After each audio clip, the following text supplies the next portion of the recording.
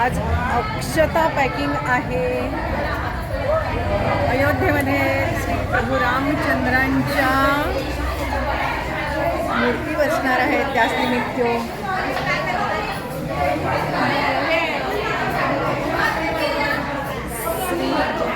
गुरुदेव दत्त.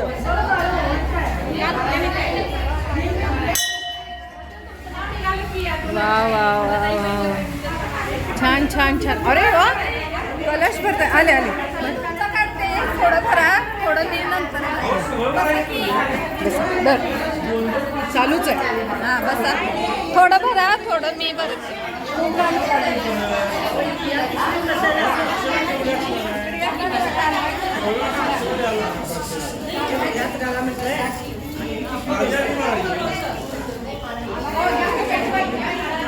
अनगती काय चाललंय?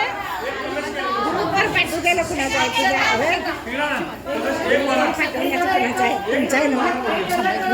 गुरुपर पाठवू दिले.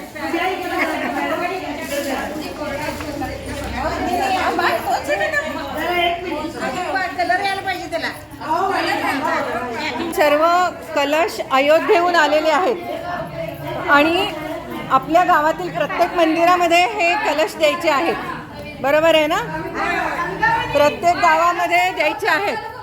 तर आता कालवायला या, अक्षता कालवायला या. थांबा बाई, मी पडणार आहे वर्षा. तू पास ना.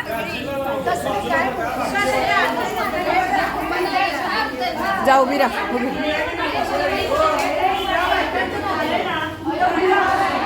अक्षता कालवण्यासाठी असलेली ही सगळी गर्दी. सगळ्यांना आपला हातही लागला पाहिजे असं वाटतं. काय विचारू? हे अक्षराची माहिती. हो होतं. 22 जानेवारी या दिवशी आपल्या राम मंदिराची प्राणप्रतिष्ठा होणार आहे अयोध्येमध्ये. त्या निमित्तानं अयोध्येमध्ये मोठा कार्यक्रम आहे.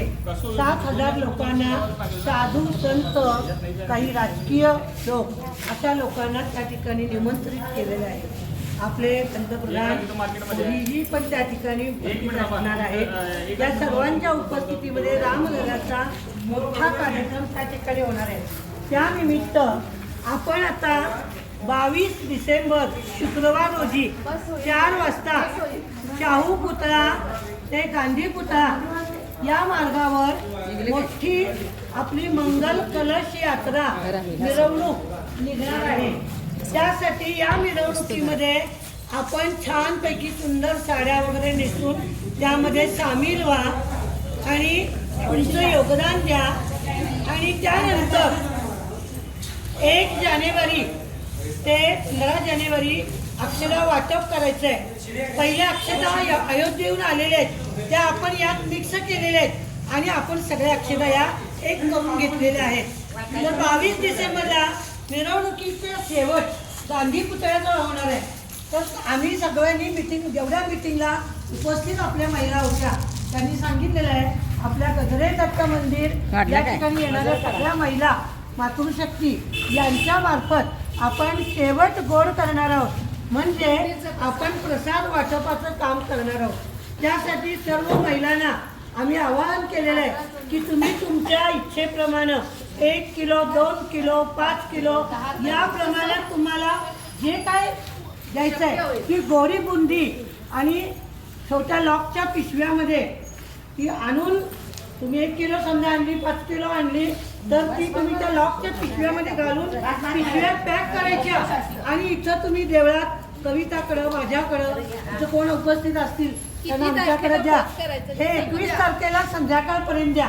22 तारखेला मिरवणूक आहे. सगळे नुसतीच बुंदीत आणून दिले तर इथं असणाऱ्या सगळ्यांना ते काम करावं लागेल. तर तुम्ही जर पॅकिंग करून दिलं तर ते सगळ्यात चांगली गोष्ट आहे. आता इथं हे काम करणाऱ्या बायका बुंदी आणायला पॅकिंग केलं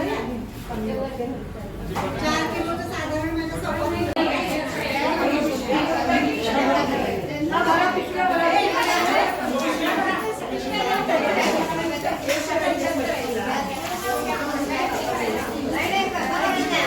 तांबे द्या त्यांना तांबे.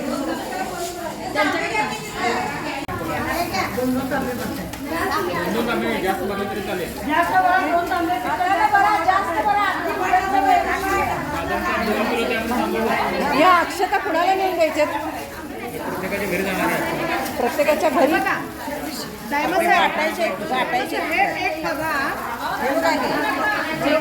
असं मला तरी वाटतं. अशा लिहिलं आपल्याकडे कविता जवळजवळ 300-400 होऊन जाईल. काय की 300 किलो 300चे कलश आलेत.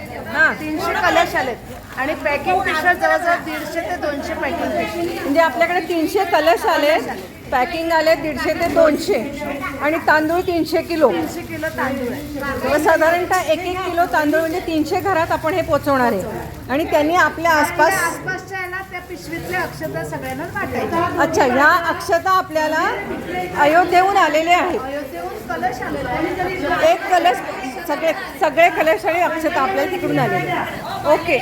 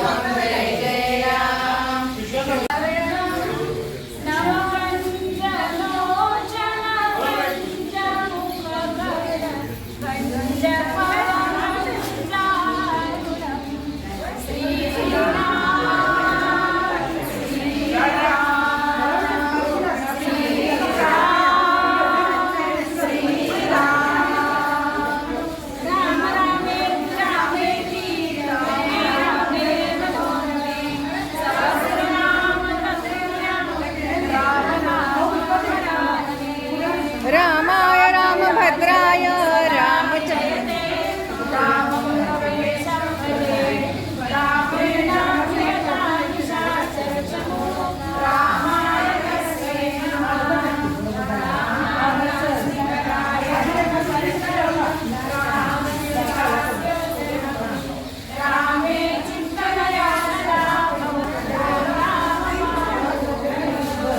राम रामेति रामेति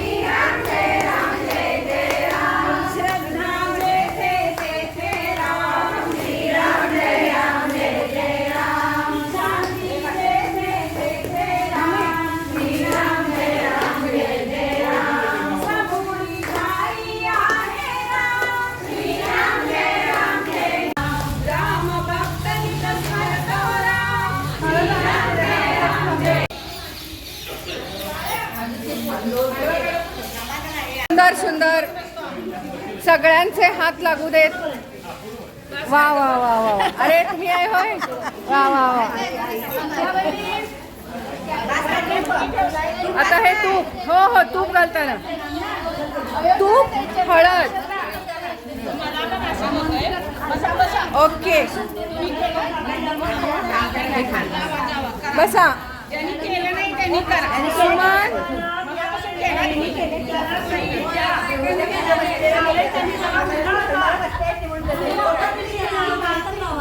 अक्षता म्हटलं की गलबलाट आणि कलकलाट हा पाहिजेच. तर किती बेस्ट कलकलाट चालू आहे. आणि हा उत्साह, आनंद, ही शक्ती, ही ऊर्जा.